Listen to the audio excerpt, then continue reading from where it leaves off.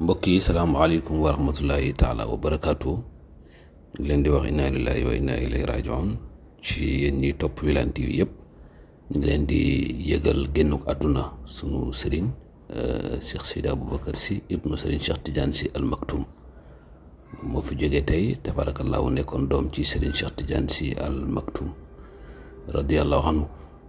nekkoon na nag koo xam ne ñi ko miin bëriwul ñi ko xam bëriwul bëri na ñoo xam ne sax dañ lay wax ne xaw ma woon ni Serigne Cheikh am na doom bu tudd Serigne Babacar Sy waaye rek ci njabootu kilifa yi ni leen ràññee daf ci am ñuy feeñ am ñuy nëbb loolu nag mbiru yàlla la tabaarakallaa moom nag dafa bokkoon ci ñi nga xam ne dañoo tàmm woon doxalinu nëbb doxalinu dal daana ñëw tabaarakallaa ci cérémonie yu bëri yu góor gi daan def gàmmoon dara fu nekk waaye daf daan tàmm rek di jaxasoo ci biir mbooloo yi di jaxasoo ci biir taalibe yi nekkoon na ko nga xam ne nag ñi ko ràññee bëriwul bëri nañu bokk ci xadara bi waaye miinuñu ko woon ndax li mu daan sëmbaxloo ak taalibe yi di doxal li nga xam ne mooy mission taalibe rek ci xadara baayam Serigne Cheikh Tidiane Al Maktoum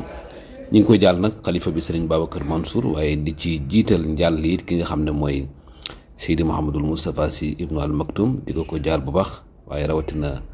ki nga xam ne mooy Serigne Mansour Sy Al Maktoum Serigne Mouhamadul Habib Al Maktoum ak mboolem njabootu Serigne Cheikh Tidiane di ko jàll xadaratu Malike yëpp di ko jàll umma islamique yëpp xam naa lu ci bees rek ci lu ñu xam ci fiñ koy ñaanaleeg kañ lañ koy ñaanal ak yëpp incha allahu taala information buñ ci jot rek dinañ leen ko jotal